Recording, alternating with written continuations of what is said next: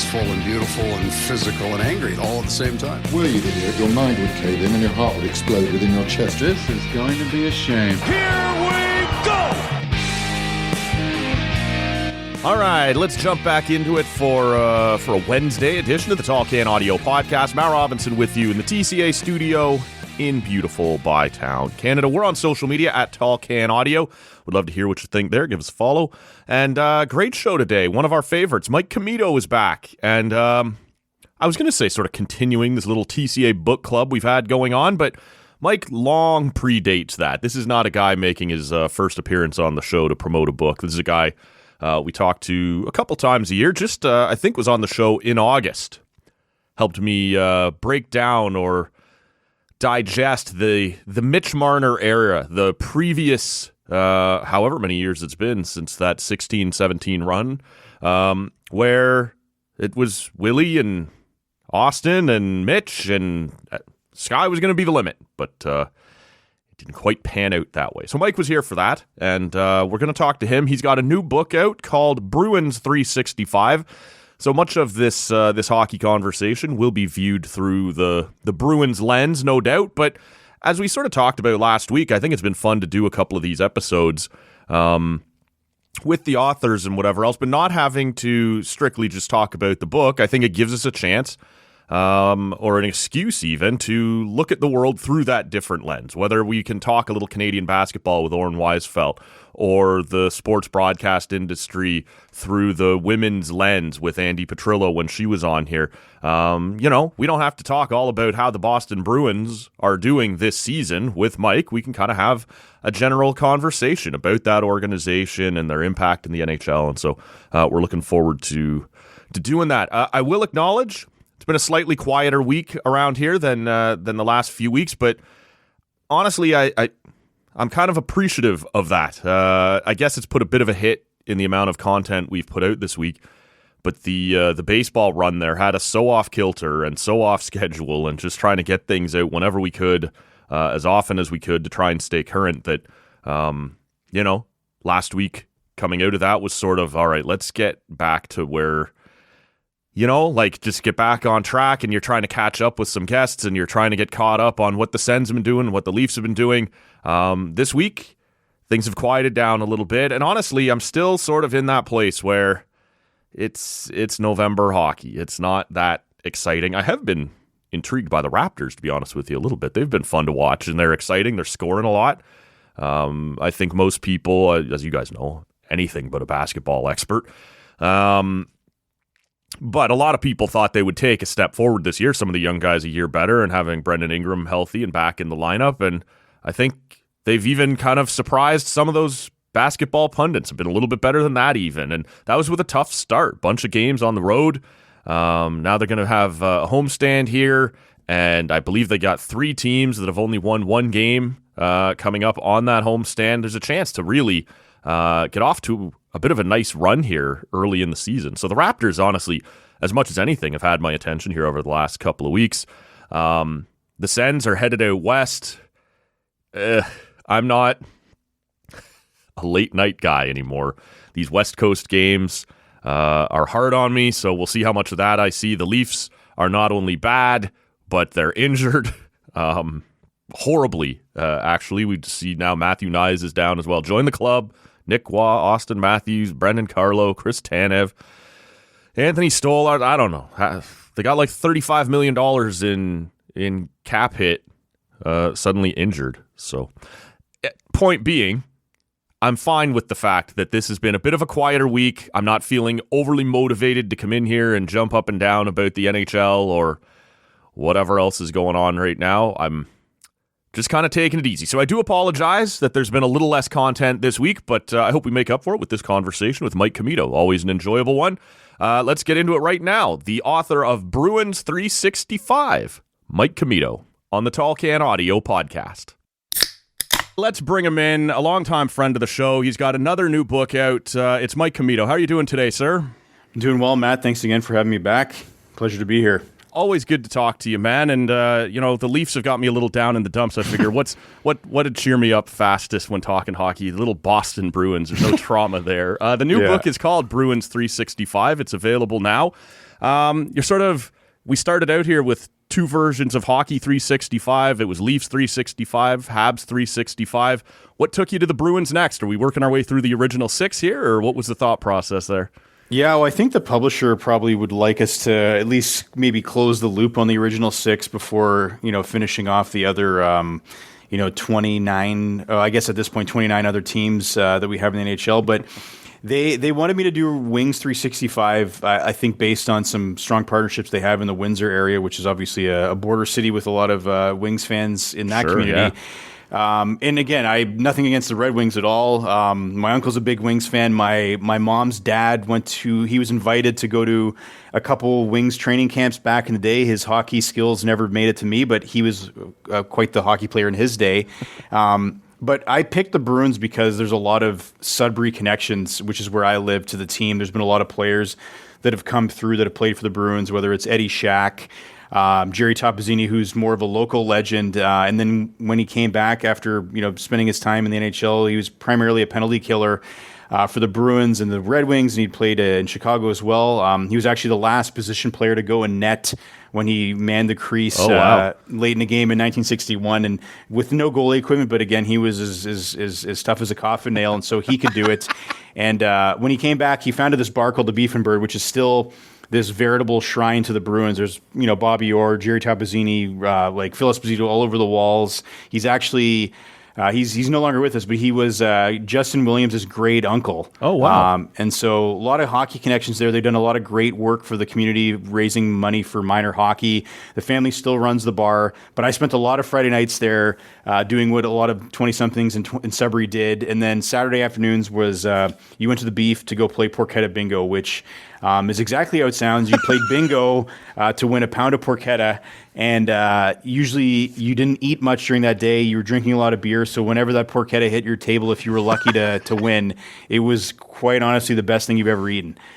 So I had a lot of personal connections, I think, through my time with the Beef and Bird, and then I think the Sudbury connection as well kind of drew me in. And I think I've probably shared this with you in past episodes. Like my PhD was on bear hunting. So, I mean, there's maybe a little bit of Bruins in me that I'm trying to, repress. But I just felt like based on the local connections and what the Topazzini family has done for Sudbury, that it was kind of a no-brainer for me, as much as they have obviously hurt me many times throughout the years. Yeah, man, I've heard the song Sudbury Saturday Night 1,000 times. I had no idea what you guys were doing up there. It sounds like quite a scene. What was it like going down the rabbit hole on this one? We've done the Leafs and the Habs, and here in Canada, we've heard a lot of those stories before. Certainly you were able to uncover and unearth some stories that we hadn't heard before, but these are historic franchises. So are the Bruins, but they're just, as an American team, we hear a little less about it. What was your... I don't want to say confidence level. I know you're a good researcher. You know what you're doing. But, diving into something that maybe we were a little less familiar with than the first two you've done here. Yeah, I mean, I think that's fair, especially, given the fact that, I think with the rivalry between the Leafs and the Habs and, the Canadians being on Hockey Night in Canada growing up, I would see the Bruins growing up, and I remember, Ray Bourque and Andy Mogan, names like that were obviously still household names for me. But obviously, you wouldn't see those matchups unless they were part of like a Hockey Night in Canada matchup against the Leafs or against the Habs, right? Mm-hmm. And so I kind of knew that I'd have some blind spots, much in the same way that I did with the Canadians, where you knew that the big names obviously loomed large in hockey history, but for me, it's like I'm not familiar with some of the guys who may not have been household names, but for Boston fans, everyone's got their favorite third or fourth liner who, just meant so much to your franchise. And so I wouldn't have that same kind of touch point. But I knew that as a storied team that goes back to 1924, there would be more than enough history for me to grab onto. And then, I mean, there's also the fun stuff where it's maybe not historically significant, but everybody can recall that. And I mean, the one that I think of that I knew going into the book was one of the ones I'd have to include is when linesman Ron Asseltine just absolutely leveled a fan that jumped over the boards to try to give the referee a piece of his mind, and he just decked him. And it's still circulating on, I'm sure, highlight reels of fan misadventure, even in 2025. So there's moments like that where obviously that's not historically significant, but if you're going to talk about the big bad Bruins, the big bad linesman Ron Asseltine obviously was nobody to mess with back in his day. The players knew that, and unfortunately a fan learned that literally that night as well. One of the debates that I always enjoy, and for a lot of people, and I'm not going to argue with anybody, for a lot of people, the best player ever argument starts and ends with Wayne Gretzky, and that's the end of it. But I remember as a kid, my parents got me this VHS tape. Mike, I'm an old fella, right? We had a VCR when I was a child. So did I. Yeah, I remember that. And it was all about Bobby Orr. And as a guy who grew up in Oshawa, he obviously had ties to the Generals before and it was actually the Bruins who bankrolled the return of hockey to Oshawa just to have somewhere for this kid to play the way it was back in the day so they could get him early. And I've always sort of wondered, as you dive deep into something like this and to talk about the Bruins, and I'm sure you saw some ungodly numbers and things that we'd never seen a defenseman do before. Does it change your opinion? Did you have a hard opinion going in on the best player ever argument? We can talk about Lindros and the power at his peak that he played with Lemieux and just the pure skill and talent that he had. But Bobby Orr, the stuff that he did before anybody else as a defenseman was just incredible. Did this do anything to maybe change your perspective if you were sitting across the table at the pub at some point debating the best player ever thing? Did this bring anything new to light for you? I'll say that it didn't, only because I've already been kind of on that train for a while, right? Like it's always hard to like kind of, I think, you're not always wedded to like who, in my opinion anyway, like who the best player is or who's on the Mount Rushmore of NHL and which order do they come in. Because I think like as you get older and you evolve and you change your thinking and get new knowledge of things, that should change as well. And I mean, I've been in debates where I've argued Bobby Orr is the greatest player in NHL history for what he did to revolutionize the way that we thought and how defensemen could play. And the fact that like he still, did things that no other defenseman has rivaled. Again, still the only defenseman to win the Art Ross. He was just so dominant in that run in this early to mid 70s with him and Phil Esposito. Like there was, quite literally like no 1-2 punch like that in the league or since. So, I mean, like, I think I've always really, and again, Bobby Orr's from Parry Sound, which is about an hour and a half away from Sudbury. So, I think you kind of get drawn. Sudbury area. So you get drawn to these local legends. And again, in this case, like an absolute legend in the game. So, like, I think always been a Bobby Orr truther in so far as I think a lot of people would put him. A lot of people do have him number one on that list. I think a lot of people definitely have him within the top three. But I think if you really wanted to kind of have a nuanced take and go down the rabbit hole of like how he really kind of redefined what the game looked like it's hard to argue that there was somebody that wasn't more historically significant than him to the way that we play, see, and watch the game. And so I think there's definitely an argument to be made there. But again, to your point. There's any number of players that you can argue are up there. I mean, even Connor McDavid, when you just look at the talent level, obviously, I think we want to see he does it at. Like the accolades to go with it, or in terms of like Stanley Cup hardware. But I mean, otherwise, like if you just want to look at like who's the most talented, you can make a case for him.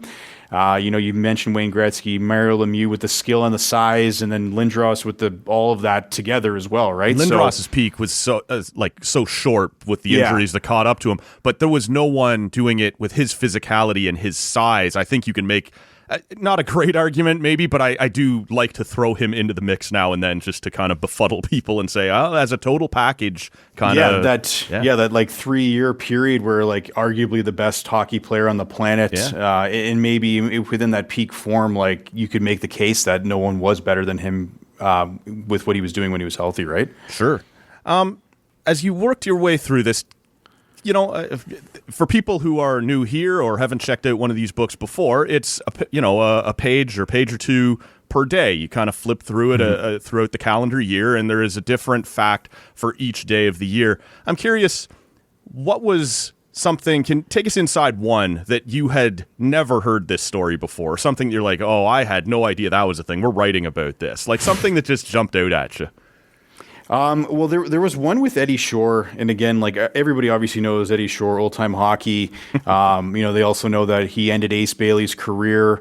They think of those things. They think of the slapshot references, and they obviously think about that he was one hell of a defenseman who was as tough as they come. And also speaking of Bruins defensemen, like again, he was like the Bruins have had no shortage of great blue liners, and Eddie Shore was like one of the first that they were, benefactors of. But like I came across one Eddie Shore story where he had missed the train to get to Montreal in 1929 in early January. And I knew that going into the line was that he had scored the only goal in a 1-0 win against Montreal. And then as I kind of unpacked the story, I found out that he had missed the train and he still was determined to get to Montreal because he didn't want to get fined for missing the game. And he managed to hire a driver to drive him like over the course of, which ended up turning out to be like a day and into an evening. And there was so much snow going on that they ended up getting the car stuck a couple times. One time they got stuck in a ditch and Eddie Shore had to hire a team of horses to come pull the car out of the ditch. The driver at that point was too scared to continue, so Shore kicked him out into the passenger seat. He took over. He drove through the night to get to Montreal and then got there just in time for the game in Montreal and then of course scored the only goal in that 1-0 victory. So No it's like way. It's those ones where, everyone still remembers Eddie Shore, but most people don't. We're not around for Eddie Shore's heyday when he was playing in the 20s, the 30s, and 40s, right? So it's when you find those other facts, that's what really kind of I like to include. And even there was one that I going into it, and if you look up in the rafters at TD Garden, like there's a number of numbers that have been retired. Number 3 is up there, which was the first number retired in franchise history. But a lot of people probably don't know that the guy behind that number was Lionel Hitchman, who was actually Eddie Shore's defense partner for a number of years. And he was the reason why Eddie Shore was able to be Eddie Shore and do the things that, made Eddie Shore who he was. So I wanted to include something about him because what I ended up finding out because of this great book that was written by his granddaughter, who's been trying to get him better recognized by the Hockey Hall of Fame and even the broader hockey community, is that he was a great defenseman in his own right, but he was an accomplished piano player. He had fly fishing records. He wrote poetry. He kept a pet bear, which I didn't have enough space to kind of get into the details of Classic Bruin. what all that was about. But again, this was like a Renaissance man who pretty much did it all, including riding shotgun with Eddie Shore. So that was a guy, Lionel Hitchman, who was known as Hitch.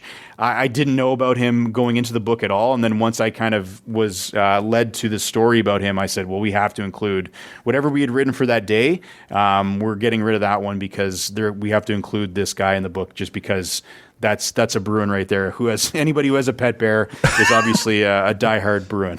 Well, this is it, man. Like, and these are why this is the type of story why I love these books. Like, you often give me a little something about a story that I'm familiar with, but that I didn't know about, it's these ones. I've never heard that name before in my life, and now to know that much about him is wild. I thought you were going to say about the Eddie Shore one that he got there and the game was postponed due to snow or something.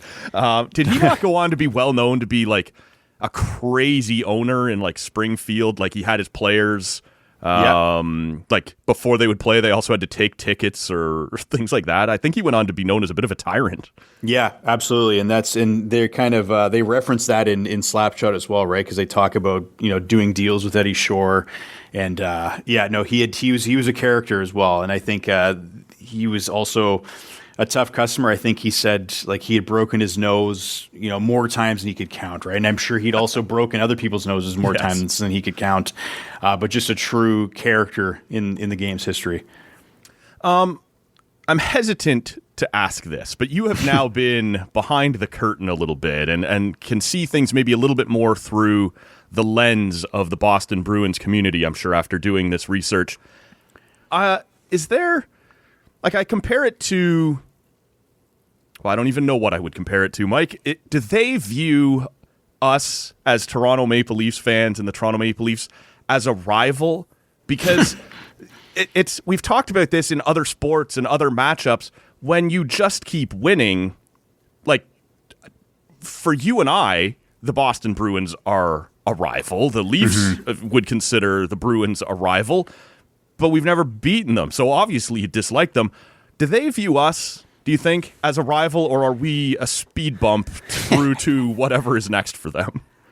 I mean, I think in having the chance to talk to some of the players who had been on the Bruins, and I wasn't able to include this in the book, but like I think the players know it was a rivalry. Ultimately, like they got the better of the team in 2013, 2018, 2019, 2024. Not all of them are around for those, but I mean, I think they understand that obviously it's Game 7 for all of those, and you can't go farther than that.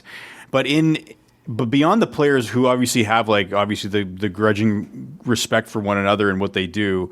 I think just doing the podcast circuit and promoting the book, especially with Boston focused shows, like I'm always quick to tell them I'm a Leafs fan, and they always kind of like, they're like, ugh, but it's like at the end of the day, it's like why does that matter to you? Because like, if anything, like, you've been on the winning end of this deal for the last easy four pass. encounters. You pass, go, collect $200 on to the next round. So I think they think it's kind of funny that I am, it's almost like a little cute that this Leafs fan, wrote this Bruins book, because how did he possibly have the intestinal fortitude to do that? So I do think that, from a fan base perspective, it has to be kind of like that. It's almost like the Don Draper Mad Men meme, where it's like, I don't think about you at all, right? Certainly when those series were happening, you had to, but I think when it's over and you look back, to your point, a speed bump along the way. Sometimes it led to, going all the way to the Cup final. Mm-hmm. Other times it led to at least a few more rounds or another Cup final in 2019. But no, I don't think they feel it the same way that we feel it, because how could they, right? They have not been on the other end of like the psychological torment that you and I have gone through. And, again, that most franchises have not gone through. So sure. I do think there's something to be said there, that as much as there is a rivalry in our minds and hearts, I don't know if it's the same on the other side. So what would you say, after going through this and checking on the history of the team, is their biggest rivalry? I know we think in the hockey sense of Bruins Habs being absolutely massive. I know those fan bases don't like each other. They've traded blows for decades. And part of that, I suppose, in terms of building rivalries, is the Leafs spent so much time in the Western Conference for some reason that the rivalry suffered a little bit. But I do think of Bruins Habs, but I know just in general, maybe bigger than the hockey thing is Boston, New York. And so I wonder, based on what you've looked at, would the Bruins look at the Rangers as their biggest rival, or the Habs, in your opinion? I mean, in my opinion, I think it's the Habs, only because there was like that 4 decades of they'd never beat them in the playoffs, like in a series. Right. I think I have a stat in the book, and I can't remember exactly which page we had it, but like, by the time the Bruins had finally beat the Canadiens in a series in the playoffs, it was like, I want to say 89. And then the time before that was like Roosevelt was in the White House. So like, just like ongoing, like, and not to mention like the battles they'd had in the regular season. You think of like Maurice Richard getting knocked out in one of the games and then coming back and then scoring the series-winning goal. And there's this beautiful photograph of him, shaking hands with the Bruins goaltender, and he's got a black eye and there's blood running down from his forehead. The Bruins goaltender looks banged up. It's old-time hockey as pure as it comes. And so, like, you've got those historic moments between the teams, and then you've got just the fact that they could never beat the Canadiens in the playoffs. You've got the too many men Game 7. Right. Like, there's just all these things. So, again, I think they've had other rivalries throughout the years, obviously, especially in more recent times, and I think with other teams. But for me, the Habs rivalry did factor a lot into this. There's quite a few stories about them coming up short in the playoffs, but then ultimately there's the one about them finally, getting the better of them after so many years and so many series of just coming up short. And so I think for me, I think that's still number one. And I mean, obviously in more recent years, it hasn't really been there because they've been on, different trajectories, but they're number one and number two right now in the Atlantic when we're recording. So who knows? To get a matchup like that in the playoffs would obviously be nightmare fuel for us, because who knows where that leaves our Leafs. But it's not involved by the sounds of it. That's what I'm thinking, right? Yeah. So not great, but as a hockey fan, you'd like to see those things. So sure. Where does this kind of we talked about Bobby Orr. You mentioned Phil Esposito and Eddie Shore. It's a different generation now. But where does this more recent generation of, I know they only got one cup out of it, but they've been a very successful team now here, basically all the way through the Cap era, like your Patrice Bergerons and your Zdeno Charas and your Brad Marchands. In your opinion, having done the research and having been around to watch this most recent generation, do you think any of those names, all of those names, go down in history on the Esposito or level? I would have to say that. Again, they're obviously one cup shy, and they came very close in 2019. They also had a chance in 2013. And then all of a sudden, like, if those guys, especially if you group the three you mentioned who were around for all of those, they add, let's say it goes the other way against Chicago in 2013, it goes the other way against St. Louis. All of a sudden they have 3 cups, which is more than, Bobby Orr and Phil Esposito had, in 70 and 72. And I mean, you could argue that like those other guys have more accolades, like certain accolades, but I think when you just look at like Chara, Hall of Famer, again, like just a freak in terms of what he was able to do. And then Patrice Bergeron, who they might as well rename the Selke after at this point, who's going to be a Hall of Famer, in short order. And same goes for Brad Marchand, right? So I think like as far as like what they've done, you could argue that maybe these weren't the same types of players in terms of the numbers they put up, but they did things that were just, I think, as impactful and just meant as much to the franchise. And ultimately, I always like the cup measuring argument is always kind of a one for me. It's like, does that really matter at the end of the day? Obviously it matters to an extent, but like that shouldn't be the end all be all when it comes to like, how do we place these players? It's so hard comparing a 6-team league, a 12-team league, and now a 32-team league. Yeah, guys are going to, like Hall of Famers, especially when we have that debate now, well, you never won a cup. Well, yeah, it's getting harder to get that done. Exactly. And obviously it helps and it whatever when you have that argument, but I don't think it's something that we can continue to hold against people at this point, or at least it's getting harder to. Yeah, no, I totally agree. And that's why I think, again, based on what the trio that we just talked about, like these are players who are going to have their numbers in, TD Garden. They're going to be in the Hockey Hall of Fame. They meant a lot to that team, and you could see that obviously recently when you had the Marchand return to Boston, just a few weeks earlier from when we're talking now. I'm curious because you said something when you were on last year about Habs 365 that was kind of gross, Mike. I didn't like it very much. That was that your hatred for them softened a little bit when you got inside the world of the Habs and looked around. Did the same thing happen with the Bruins? Did you kind of get an appreciation for them, or were you able to kind of keep a little spite in your heart for them? I mean, there'll always be spite in my heart for 2013, and not to mention the other 3 times that I've lived through that. It's happened a couple times. Yeah. But I do think that doing this and spending as much time as I do with these other teams throughout the year, oftentimes at the expense of watching my own team play because I've got to write or research a story that night, you do have a grudging, I think, respect for the franchise. Again, I think I would never... that rivalry that I have in my heart against the Bruins will never go away. But I think that's good. You want that in hockey. You want to have teams that you want to root against, and you never want to root against players, but you want to root against the team, doing well or upsetting your team, right? So I think I have more appreciation for the history for sure, and I think certainly a better understanding of a lot of the players that I didn't grow up with. But again, to not gross you out too much, I don't think I'm coming away here thinking that in an alternate universe, I'm a Bruins fan. I think there's a number of, if you read the intro of the book, I outline like any number of factors that could have made me a Bruins fan, but didn't. So again, at this point, I do appreciate the franchise more, but again, I still bleed blue and white, no matter how vexing, frustrating, heartbreaking, disappointing they are at any point in the year. So yes, I will be asking about them in just a second because I got you here, and I need somebody to empathize with me and what. But before we do, I'm curious. I don't know if this one has come up in the book. I haven't made my way all the way through it yet. But one of my favorite stories back to the days of having a VCR. My parents had got me this 5-tape set called Legends of Hockey, and they told the story. It was Milt Schmidt, Dumont, and I forget the third guy's name on the line. And Dumart. Yeah, sorry. And so that's it's a little uncouth in 2025, but they were called the Kraut line. And all guys from Kitchener, which obviously had a very large German-Canadian community at the time.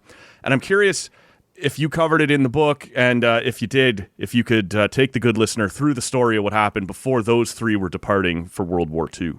Yeah, sorry, and the other guy was Bobby Bauer. That's right. Yes, so Bobby Bauer was the third, and yes, I definitely have a few stories about them. And the funny thing was, in the research, I didn't know this, but like they were like the better line name for them was the Kitchener Kids because they'd all come from the Kitchener-Waterloo area, which obviously different time with the anti German sentiment of the Second World War and from the First World War as well, because. Kitchener used to be called Berlin, Ontario, and they changed it after, what happened in the First World War.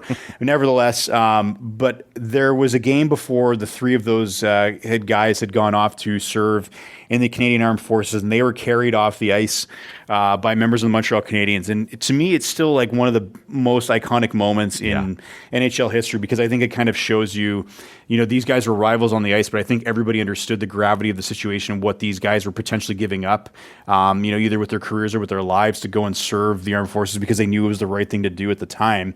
And so that was another one where, going into this book, like, I knew that was going to be in there. I love that story. That's one of my favorite hockey stories of all time. It's such a great story. And again, they were presented with gifts by the organization before they went off and served. And I mean, your biggest rival is carrying you off as heroes. Like, just, man, incredible. That's the stuff when we think about, like, why hockey is the greatest sport in the world. Like, it's things like that, those moments like that I think are why. So for me, that was an easy one to kind of pencil in for that date, for sure. So last thing before I let you go, Mike, we are off to a bit of a start with the Leafs. It's not been great. I'm curious, how worried are you that this is real and this is what they're going to be this year? What's your level of confidence that, even if we have to admit that perhaps their window to win a cup may have passed by, that they're at least going to turn this around and still make it interesting to get into the playoffs? Or is this just what they are right now, Mike? I don't think this is what they are. It is very concerning. Yes. And it's very frustrating, because I think all of the concerns that many of us had over the summer are not even the concerns that are manifesting itself right now. I mean, they're also banged up throughout the lineup, which is obviously now compounding the issues that were, again, present before they got banged up. Yeah. But I just feel like, I know that, like, we're coming up on American Thanksgiving, later this week, which is usually what everybody looks at, like, at the benchmark, is like, who's in the playoff picture by American Thanksgiving. Usually, historically, if you're not in by that point, it's very hard to get back and stay in there. Mm-hmm. But when you kind of look around the league, like, there's other teams that aren't in the picture that that they'll turn it around. And I guess my only concern is that when you think of a team like the Oilers, who often have like these slow October, Novembers, but ultimately get back into the picture and then ultimately go to the Cup final every year, it seems. Yep. The Leafs just don't really have a history of doing that to the same extent. And so I worry about that. Yeah, like the Oilers have sort of earned our trust, or the benefit of the doubt, a little bit, where the Leafs have not. Yeah, and they've almost kind of has this reputation for being these slow starters that figure it out, right? And it's just, that's the only thing that concerns me. Like, but again, as a sober second thought, like, they're 4 points out of a wild card spot. They're 4 points out of a divisional spot. They're 6 points out of first place. And again, the Bruins, I'm promoting a Bruins book, don't get me wrong, but like, is this a sustainable pace that they're on right now? Sure. The numbers probably say no. Well, we just saw the Habs lose 5 out of 6 after looking like world beaters coming out of the exactly. gate. It's a weird year right now. I think things are still settling. The Eastern Conference is wild this year. Yeah. So I mean, I think things are going to settle down. I think they got to figure it out. If they don't figure it out, then I think that is a whole other cause for concern at this point. But again, I'm one of those fans that I think early on, I try not to get too high or too low. But it's very easy to get low right now. So that's my concern. Tell people about the book, where they can pick it up. I've mentioned it before, certainly on here and in past years and on online. It's an awesome Christmas gift, a stocking stuffer that any hockey fan can enjoy. But tell everybody all about it and where they can find it. Yeah, so it's available pretty much wherever you like to get books. You can get it on Amazon, Indigo. If you have a favorite independent bookstore that you get books from, they can get it if they don't have it. So it's Bruins 365, 365 short stories about the Bruins, one for every day of the year. It does go well with Leafs 365 and Habs 365. So again, they make nice stocking stuffers of these beautiful hardcover bound books, but they are a little bit smaller than some of your average books. So they can fit in a stocking. I have done it, so I can confirm that it fits in a stocking. But again, the holidays are coming. So please check that out if you got any Bruins fans or any hockey fans. I think it's a good way to cross them off easily. You've got a little fundraiser going too, I should ask you about. I do, yes. So I'm partnering with HSN Foundation, which is Health Sciences North Foundation, which is the hospital here in Sudbury, but it also obviously is a big hospital for Northeastern Ontario. And I've done this in the past. We didn't do one last year, but we're back this year. And what I'm doing is for every Hockey 365 book that I sell, although we're really kind of focusing on the last 3, if anyone buys those from me directly in Sudbury, so that's hand to hand from me, not going to Chapters or Amazon. But if you buy a book from me in Sudbury, every book that I sell directly to consumers here, I'm going to donate $3.65 back. So $3.65 back to HSN Foundation, and I will also personally deliver copies in Sudbury. So again, if any of your listeners are in Sudbury and they're not sure what to do for a hockey fan this holiday season, this is a good way to get a gift, but also help keep care close to home by supporting this fundraiser with HSN Foundation. It's a great cause, and the books are always terrific. I've gotten mine every year, and I've certainly picked up my share of them in the past for the hockey fans. My life as Christmas gifts. They're easy reads. Enjoyable. You don't have to be a Bruins fan. Last year, I enjoyed Habs 365, despite not enjoying the Habs. But it's a great gift. It's a great concept you've got going, and the series has been really fun. I'm glad to see another one available this year, man. Thank you for doing this, and good luck with this one. No, thanks, Matt. Again, always a pleasure to come back on the show and chat with you. So we'll see what next year brings and what we'll be talking about then. Hopefully our Leafs figure it out, and we don't have to have another. Another autopsy on that later in the year. Hey, let me ask you, because I meant to get to this earlier, just quickly. How many of our Game 7 debacles made it into the book as something a Bruins fan would enjoy? Because I get it. Game 7 wins are important. They do matter, but they're always in the first round. So I'm curious, on the spectrum of what a Bruins fan would find interesting, are all those Game 7s in there? Or, as I said, is that just another speed bump for them and not all of them mattered as much as like, I'm sure 4-1 was in there, right? Yeah, that was a mammoth comeback. Yeah, that one's in there, and there's also an earlier game in that series in which David Krejci was doing great David Krejci things. 2018, I don't think we did. So actually, for 2018 and 2019, I didn't have the Game 7s. I took different stories that featured Sean Corrali, scoring the game-winning goal. I think that was in Game 5. And then in the other series, I kind of just focused on Jake DeBrusk earning like an early reputation as a Leaf killer. Yeah. And then I didn't touch 2024 at all. Yeah. So I don't think that even shows up in any form or fashion. Not Small mercy. There wasn't a reason why. I think there was maybe just a competing story the day that Pasta scored that Game 7 dagger. But I think Bruins fans will be quite happy with how the Leafs coverage factors into the book. So that is Mike Commito. And look, if you enjoy this type of thing, the little hockey notes day by day, if you're not already, you should be following him on Twitter as well. We'll link to his account in the show notes because there's a bunch of things that go out on his account every day. Just on this day in hockey history, this happened, or this team did this, or whatever. It's a great follow. Mike's a great guy. Give him a follow. Thanks, man. Like I said, we'll link to the book in the show notes at tallcanaudio.com or wherever you're hearing us right now. Thanks so much, Mike. I appreciate the time. Oh, my pleasure, Matt. Thanks again. All right, there goes Mike. Always, I like talking to that guy. I think he puts a lot of work into these books to be knowledgeable about what he's talking about. The first couple were NHL wide, then it was one on the Leafs, one on the Habs, now one on the Bruins. It looks like we're working our way through the original 6. And they always come off with a balance of fun and serious and impressive, like the great stats or fun stories from championship runs, or certainly some things that go on in the offseason can be interesting. He kind of manages to put together. We just talked about it, right? There was a few names that he mentioned there that I'd never heard of before. That always makes it an enjoyable read. We will link to the book in the show notes wherever you're hearing me right now, or up at tallcanaudio.com. If you're going to check the book out, it's a great Christmas gift. Trust me on that. I've given it out a few times, the previous versions of the book. We'd love it if you'd use our link. We get a little kickback. You guys know how the Amazon thing works at this point. If you use our link, you pay what you're always going to pay. They kick a little cash our way to keep the lights on in the TCA studio. So something to consider there if you are planning on checking this one out. So thanks once more to Mike. Thanks to you for listening and checking this one out. If there's anything of note to talk about throughout the rest of the week, we can fire the studio back up. We'll see what happens. But otherwise, we'll be back on Monday with Rob back in studio. We'll talk to you then. I thought it generally sucked. I didn't think it was a specific suck. I thought it was like an all-encompassing type of suck. So, we're try and rectify that. But for right now, I'm going to be pretty pissed about it.